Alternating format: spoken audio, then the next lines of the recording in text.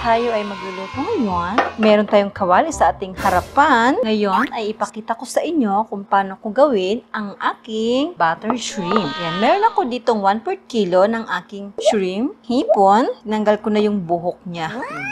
Ganito kalalaki ang aking hipon. So, itatabi lang natin yung ating hipon dito. And then, tayo ay mag-i-slice ng ating bawang. So, meron tayo ditong garlic. Ayan. Siya ay nalinis ko na at nabalatan ko na rin. Okay guys, so umpisahan ko na yung paghihiwa ng aking bawang. Lilitin lang natin yung ating garlic. Dahan-dahan lang at baka mahiwa pati ang ating kamay. Ayan, litin ko siya ng hindi naman sobrang liit. Yung sakto lang. Okay, so i-stop ko muna siya dahil medyo nahiwa na siya konti. Sisindihan ko lang yung ating apoy. So, ayan, mukhang mainit na yung aking kawali. At maglalagay lang tayo ng butter. Ayan, meron ako itong bawasan na butter. Kalahati na lang siya. So, dahil meron akong 1/4 na kilo ng aking hipon, maglalagay ako ng mga 2 kutsarang butter.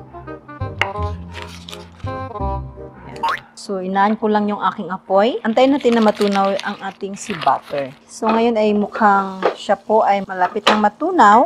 So, bilisan natin ang pagdurog nito. Pero huwag naman sobrang durog. Basta nahiwa lang yung malalaki. Okay. So, ayan. Pwede na yung aking bawang. So, ayan. Malapit nang matapos yung ating butter. So, pwede na natin siyang ilagay dito. Ayan. Okay, so haluin lang natin. Ayan. Saglit lang natin lutuin yung ating hipon. Hinaan natin yung ating apoy sa pinakamahina. Oh, namatay na. Sige natin ulit. Mahinang-mahina lang siya. Okay. Wow. At pwede na natin ilagay yung ating hipon.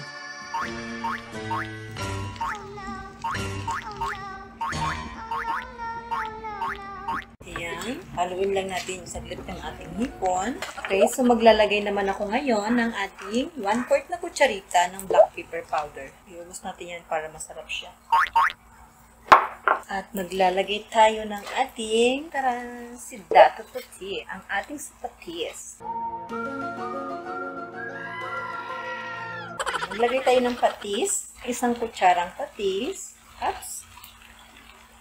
Haluin natin saglit. Tapos natin na ilagay yung ating paminta powder at saka ang ating patis. Yan, medyo nagkulay orange na siya. Tama ba? Orange. Basta yung kulay ng hipon. Okay, ang next ko naman ay maglalagay ako ng Sprite. Maglalagay tayo nito. Meron tayo ditong 325 ml. Ayan. Kita nyo? Ang ilalagay ko lang dito ay 1/4. Hindi kalahati, kundi 1/4. 1/4 lang siya. So, nabuksan ko na siya. Okay, maglalagay lang tayo ng 1/4 lang neto. Okay. Takasan natin yung apoy. Yung medium high natin. Takasan nyo yung apoy. Okay, ngayon, maglalagay na tayo ng ating UFC chili sauce. Meron tayo dito. Dahil siya ang meron ako. Pero pwede kayong gumamit kahit anong brand na gusto ninyo na chili sauce. Ang ating sweet chili sauce. Sweet chili sauce. Yummy, yum, yum. Yummy, yummy. So, kung gusto niyo ng maanghang, ay pwede yung damihan or magdagdag kayo ng sili. Pero kung gusto niyo yung chili sauce lang ilalagay nyo, gusto niyo yung kagat-labi lang, ay maglagay kayo ng mga 4 na kutsara. Yan. Okay.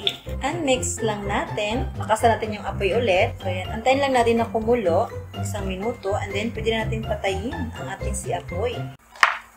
Yan, matikman na natin. Sakto. Okay, dahil siya kumulo na, at naka 1 minuto na ako, so patayin ko na siya, dahil luto na po siya. Yan, luto na ang ating butter shrimp. Kung napakadali lang gawin, hindi ba? Halos niluto ko lang siya ng 3 minuto. 3 minutes lang natin niluto ang ating hipon. Dahil po, hindi po maganda sa hipon ang na-overcook.